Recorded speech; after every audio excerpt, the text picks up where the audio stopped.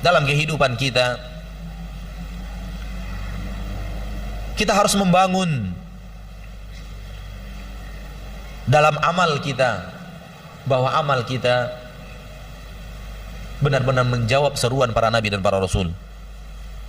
Nabi yang mengajak kita pada ketaatan kepada Allah, amalan kita menjawabnya dengan ketaatan. Nabi yang mengajak kita untuk meninggalkan maksiat, amalan kita menjawab dengan meninggalkan maksiat itu. Nabi yang mengajak jalan-jalan ke surga, kita pun berada di atas jalan-jalan itu. Nabi yang melarang kita daripada jalan-jalan yang akan mengantarkan kita ke neraka, kita pun takut dan berhamburan lari dari jalan-jalan ke neraka itu. Itulah yang diinginkan Allah tabaraka wa ta'ala ketika Allah subhanahu wa ta'ala menyampaikan kepada kita pertanyaannya nanti di padang mahsyar, madza ajabtumul mursalin.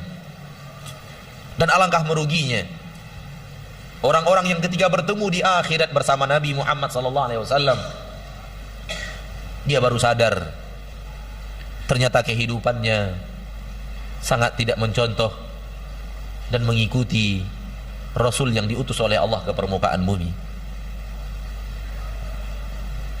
Di dalam surat Al-Kahfi Allah berfirman, "Qul hal nunabbi'ukum bil akhsarina a'mala alladzina dhalla sa'yuhum fil hayatid dunya wa hum yahsabuna annahum yuhsinuna sun'a."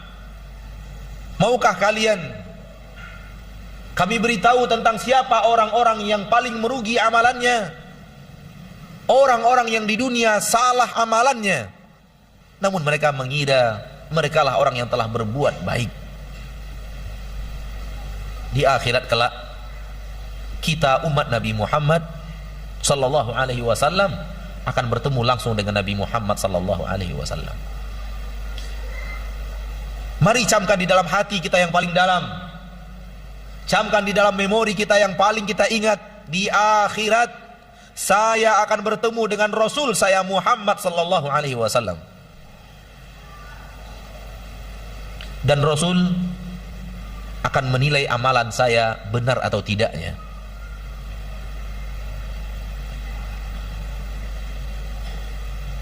Jangan kira bahwa apabila kita sudah beramal lalu kita yakin pasti amalan itu akan diterima di sisi Allah.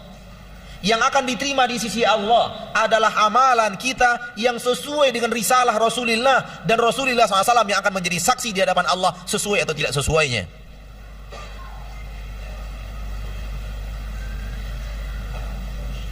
Langsung di hadapan Allah. Fa kaifa idza ji'na min kulli ummatin bi syahid wa ji'na bika 'ala haula'i syahida.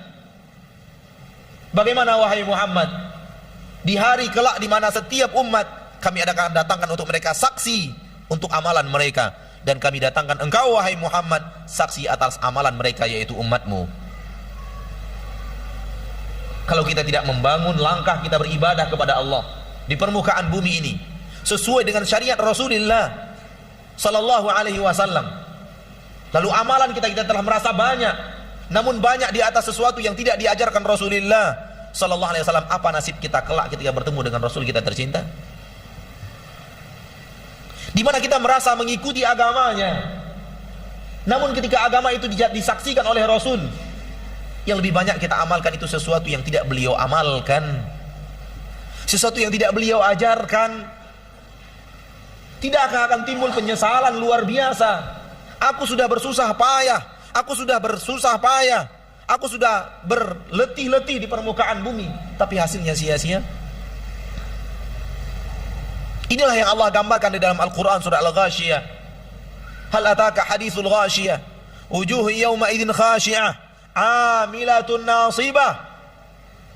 Tidakkah datang kepadamu hari kebangkitan, cerita tentang hari kebangkitan? Ada wajah-wajah yang tertunduk lemas, telah banyak berbuat, telah banyak bersusah payah, akan tetapi tasla naran hamiyah, tetap masuk ke dalam api yang sangat panas. Para ahli tafsir di dalam ayat ini menerangkan, mereka adalah orang-orang yang telah berjibaku, orang yang telah berbuat hal-hal yang besar dan menganggap dirinya telah beribadah kepada Allah. Ternyata di akhirat tidak diakui sebagai amalan. Tidakkah ada dalam kehidupan kita orang yang mengurung dirinya beberapa hari di masjid, di dalam kelambu, lalu tidak makan apapun yang berdarah, hanya secuil dari kehidupan dunia, dia ambil dan bersusah payah dengan amalan-amalan yang sangat hebat kalau kita hanya menilainya dari sisi bentuk zahir amalan. Zikir-zikir yang sangat panjang yang harus mereka rutinkan di malam hari dan di siang hari. Mereka melawan kantuk, melawan nafsu dunia, dan di antara mereka bertapa di gua belasan tahun untuk mencari agama dan kesolehan menurut mereka. Bukankah ini pekerjaan berat? Ada orang yang puasa 7 hari berturut-turut tanpa makan dan minum. Ada orang yang berpuasa 40 hari tanpa boleh makan apa-apa selain yang berwarna putih. Semua itu adalah pekerjaan berat. Semua itu adalah pekerjaan berat. Namun pernahkah mereka bertanya dalam kehidupannya, apakah pekerjaan-pekerjaan berat ini sesuatu yang diajarkan oleh Nabi Muhammad SAW? Ataukah ini adalah sebuah kebiasaan yang kita terima dari turunan-turunan kita dan kita anggap sebagai ibadah? Pernahkah mereka membolak-balikkan kitab Al-Quran dan hadis untuk mencari landasan berpijak untuk mengamalkan amalan-amalan tersebut?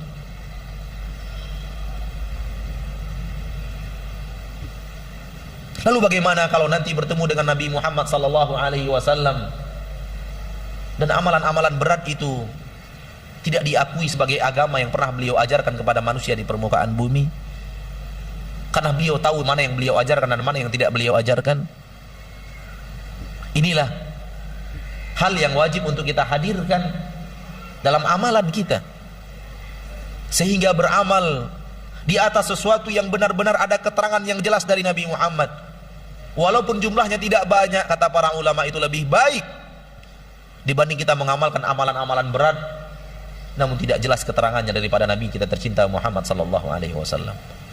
Itulah agama yang difahami oleh para sahabat dari Nabi Muhammad SAW, sehingga terlontar dari mulut Abdullah bin Mas'ud, sahabat Nabi kita yang mulia SAW, al-iktisadu fi sunnah, beramal tidak banyak tapi benar-benar di atas sunnah Rasulullah yang jelas, khairu minal ijtihadi fil bid'ah, lebih baik daripada amalan yang sangat banyak, kerajinan yang luar biasa tapi tidak di atas sunnah Nabi Muhammad SAW sedikit pun. Silakan subscribe dan klik tombol lonceng untuk mendapatkan notifikasi video terbaru. Jazakumullahu khair.